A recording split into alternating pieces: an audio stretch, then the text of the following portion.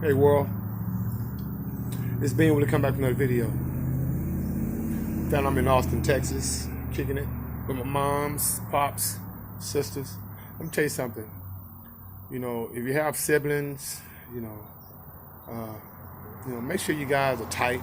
I mean, brothers and sisters.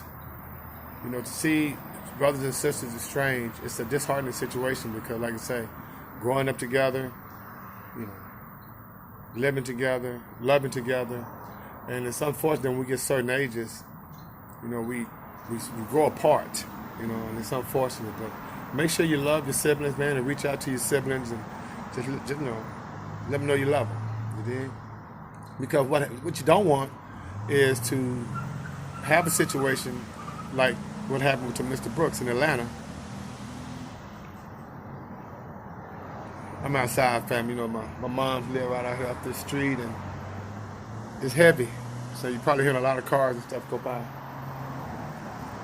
But as I was saying, you don't want to be caught in a situation where you don't get the opportunity to tell your brothers and sisters the things you want to tell them. I don't think Mr. Brooks is going to get that opportunity. The shooting that happened in Atlanta. And once again, I'm ambivalent, you dig? Because remember, we don't see any other ethnicity, being brutally killed, on camera, on video.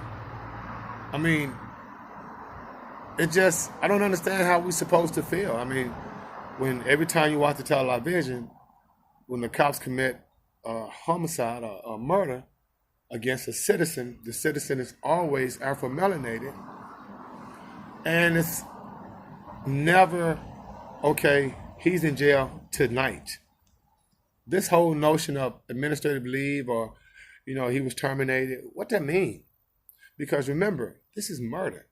And so if I kill someone, and I don't care if it's voluntarily, involuntarily, I'm going to jail until I'm proven innocent. No one just gets fired. And I don't care if you're a police officer. I mean, if you kill someone, you take someone's life, and you had the training to be able to, have some, restraint. You remember, you the one with the deadly weapons. And so if you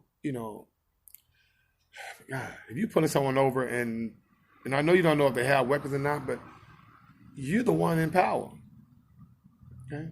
But then again, I have to flip it and play devil's advocate and say, okay, if we know this is what they do to us,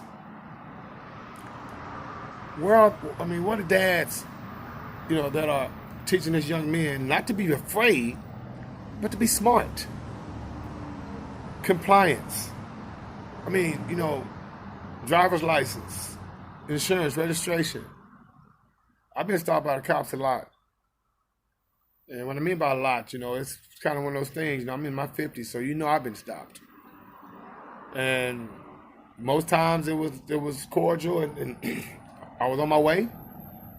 The times that it wasn't cordial is when I knew I was pulled over for a bum reason, and my attitude got the best of me because they were passionate people.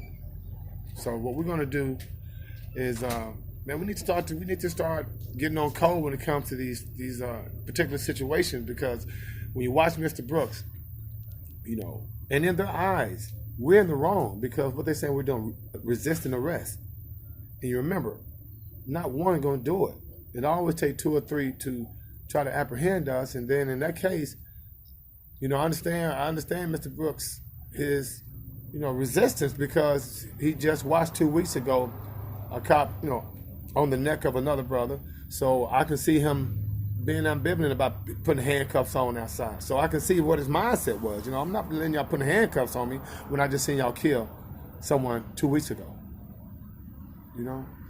So it's a sticky situation. Unfortunately, people of color, and I hate to say people of color because it's so disingenuous. The civil rights was supposed to be for black people. 1964 civil rights was supposed to be for black people.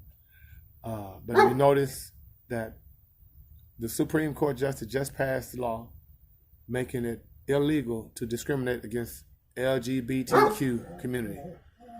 So now transgenders can come to work, and if anything said to them, there's a lawsuit.